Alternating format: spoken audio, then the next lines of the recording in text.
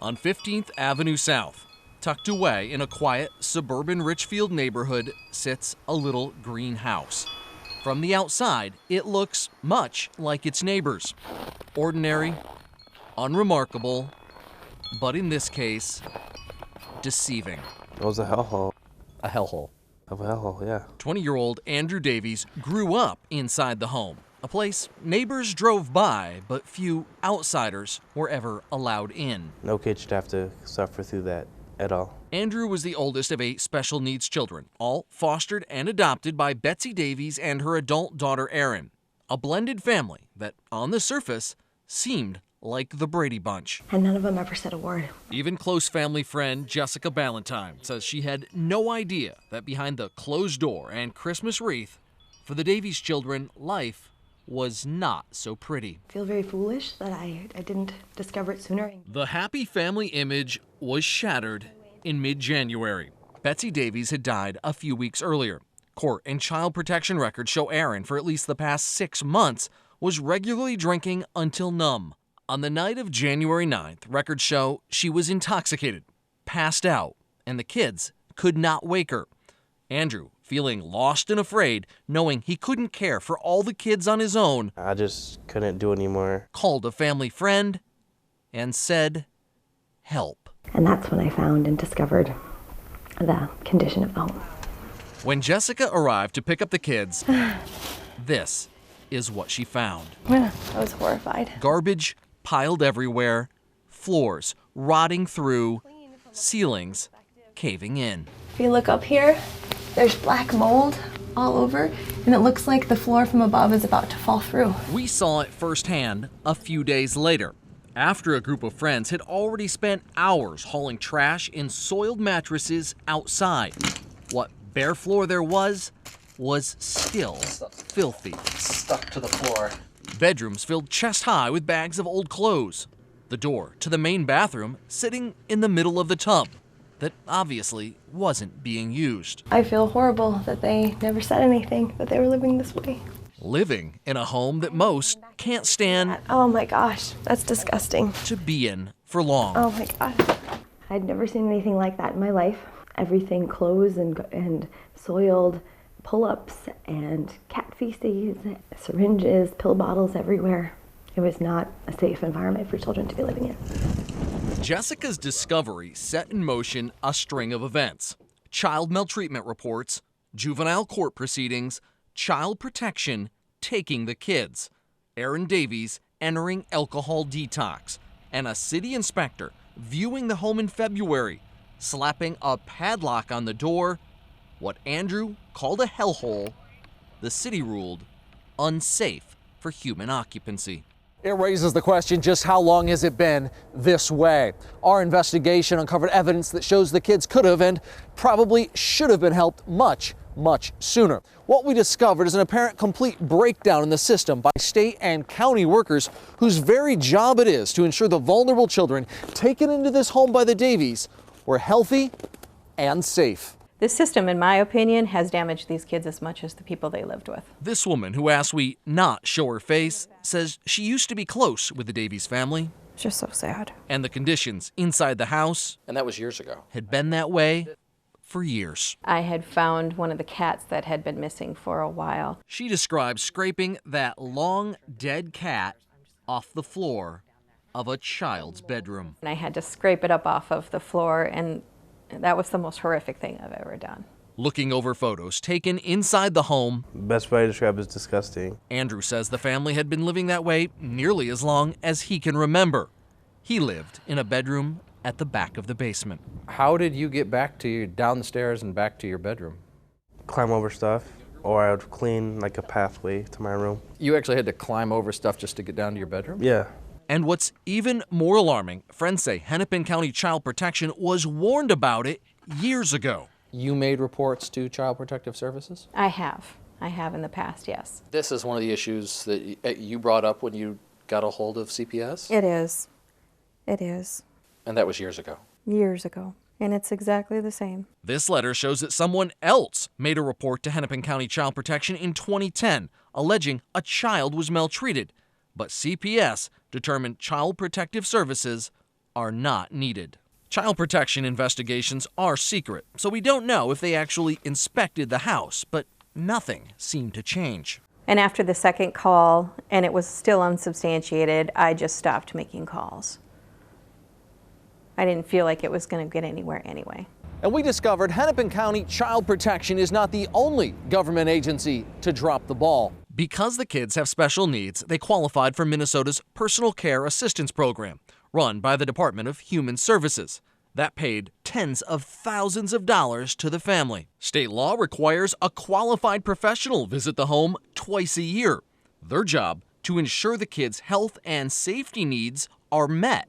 What's more, a Hennepin County public health nurse also is required to visit the home each year to do an assessment. This is a copy of the assessment done for Andrew Davies last July. A nurse wrote, he's living in a neat and clean home.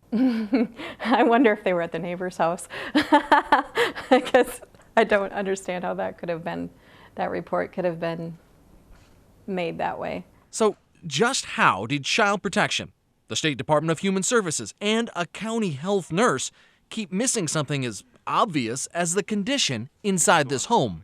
Did they ever send anybody into the house to look at the house? Yes, but we would only go in the living room. Andrew says Betsy and Aaron would clean up the front living room just enough to be acceptable and close doors leading to the rest of the home. Nobody ever went past the living room? No. The nurses would come and they never saw your bedroom, they never saw the bathroom, they never saw the kitchen? No, never. Why not? I don't know, that's a good question. Yeah, this case raises lots of questions, not just about Hennepin County and the state's failure to protect these children, but also about what appears to be hundreds of thousands of dollars worth of fraud that taxpayers were funding. We're going to have that part of our investigation tomorrow night. Really, what we've turned up is evidence that taxpayers have been footing the bill to keep children living in filthy and unsafe conditions while state and county workers turn a blind eye. 20-year-old Andrew Davies is a young man with an eye set firmly on the road ahead. Yeah. The past is not a place he wants to dwell.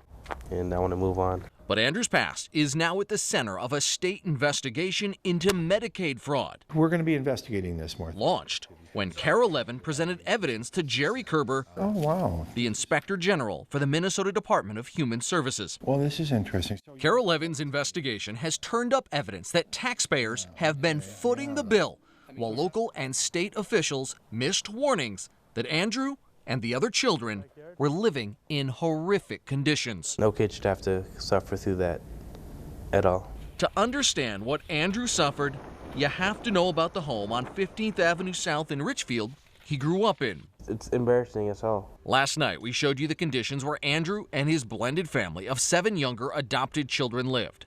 Trash and dirty laundry-filled rooms chest deep.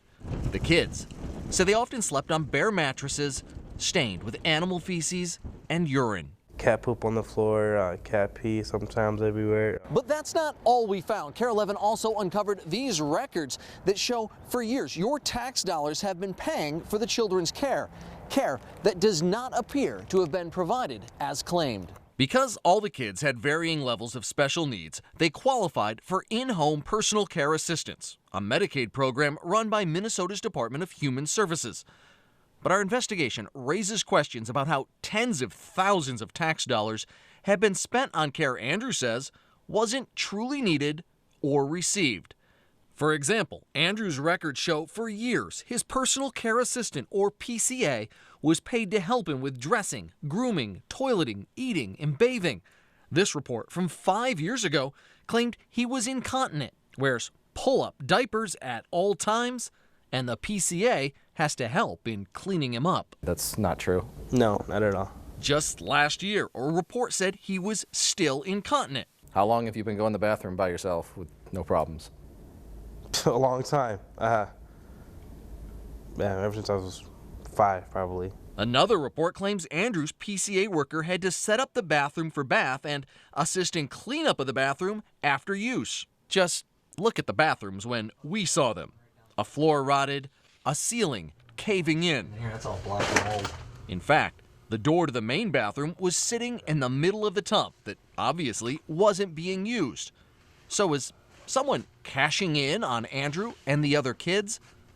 Records show Betsy Davies adopted Andrew and 5 younger children. Her daughter, Erin Davies, adopted 2 other children. Turns out, Betsy was being paid as the PCA for Erin's kids, and Erin was being paid as the PCA for Betsy's. This while all of them lived together under one roof. In this timesheet from late December of last year, Betsy Davies claimed to work 38 hours providing PCA care to one of Erin's adopted sons. The same week, Erin claims to spend 21 hours working with one of Betsy's daughters and another 34 hours helping Andrew. No, Didn't happen? no. I mean, I could eat myself. I can dress myself. Yeah, I did it on my own. How many hours a week would you say she was helping the kids, helping you? Once, probably every 2 weeks. Juvenile court records filed in January seem to back up Andrew's claim. They say Erin regularly drank until numb, to the point of passing out, often leaving Andrew, the boy who supposedly couldn't even go to the bathroom by himself, in charge. Family friend Jessica Ballantyne discovered the truth about the house when Betsy Davies died in early January. With Erin passed out drunk, Andrew called Jessica asking for help. Oh my God. What she found turned her stomach. That's also horrifying, right? To know as a taxpayer that I was paying for these children to be living this way. So was Erin Davies and her mom billing taxpayers for hours they didn't work? Wanting answers, we tried calling and emailing Erin Davies without any luck. Excuse me, Miss Davies. From Care 11, we want to ask you some questions about the PCA hours you claim you were working. So we tracked her down. Were you lying on those timesheets, or were you actually working those hours? She didn't say a single word. But Jerry Kerber, the man at DHS whose job it is to investigate PCA fraud, had plenty to say when we showed him the results of our investigation and played for him Andrew's allegations. Bathing, eating. No, Didn't happen? no. Looking at what we've just showed you, does this look to be like a serious problem? There certainly are some inconsistencies that need to be sorted out, and we will proceed in doing that. Our investigation discovered this is not an isolated case. Fraud runs rampant in the taxpayer-funded PCA program, and it's been a problem for years. At $600 million a year, PCA funds make up just 7% of Minnesota's Medicaid budget, but constitute 43% of Medicaid fraud investigations. Joel Alter works in the Minnesota office of the legislative auditor. Found some pretty significant problems in the program at that time. He authored a report in 2009 that found the PCA program was unacceptably vulnerable to fraud and abuse and lacks sufficient state oversight and accountability. One of the problems he highlighted, few spot reviews of randomly selected PCA agencies like About You Inc. That's the company that was supposed to supervise Erin and Betsy. But our investigation found, 6 years later, DHS is just starting those random audits. You said you're initiating the random audits. When do you expect to start that? We're starting that this month. Meanwhile, Andrew and the other Davies kids are left to wonder. Why didn't Child Protection intervene when they were warned?